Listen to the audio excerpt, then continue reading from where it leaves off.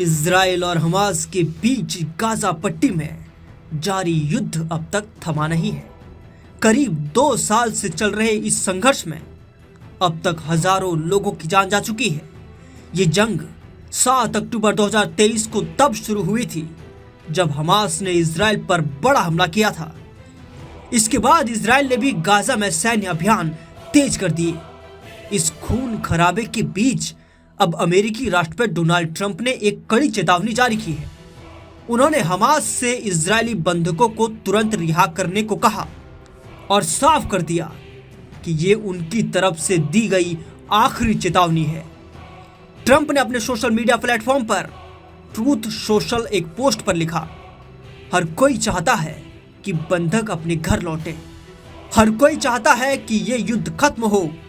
इजरायलियों ने मेरी शर्तें मान ली हैं। अब हमास के लिए भी इसे स्वीकार करने का समय आ गया है। मैंने हमास को इसके परिणामों को लेकर चेतावनी दी है। अगर ये मेरी अंतिम चेतावनी है, अब और कोई चेतावनी नहीं दी जाएगी। अमेरिकी राष्ट्रपति डोनाल्ड ट्रंप की सख्त चेतावनी के बाद हमास ने नरम रुख अपना लिया और बातचीत की टेबल पर आने की इच्छा जताई। ट्रंप ने कहा था कि इजराइल ने उनकी शर्तें मान ली हैं। अब हमास के पास कोई विकल्प नहीं बचा है। उन्होंने ये भी साफ कर दिया कि अगर अब भी हमास पीछे नहीं हटा तो उसे इसके गंभीर परिणाम भुगतने होंगे। बात अगर बंधकों की करें तो अभी भी हमास के कब्जे में कई लोग हैं। इजराइल के अनुसार अब भी 48 लोग बंधक हैं, जिनमें से करीब 20 के जीवित होने की संभावना जताई जा रही है।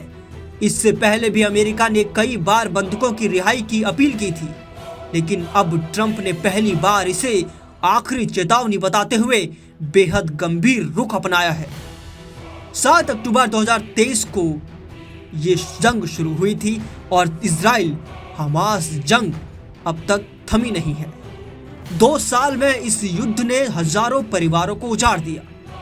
हमास के शुरुआती हमले में इजराइल में 1000 से ज्यादा लोगों की जान गई थी। इसके जवाब में इजराइल ने गाजा पर बड़ा सैन्य अभियान शुरू किया। अब तक हमास के मुताबिक 63,000 से अधिक फिलिस्तीनी इस युद्ध में मारे जा चुके हैं, जबकि 1,60,000 से ज्यादा लोग अभी घायल हैं। अब देखना यह होगा कि ट्रंप की चेतावनी के बाद क्या वाकई इस लंबे दर्दनाक युद्ध का कोई हल निकलता है या फिर ये संकट और गहराता है।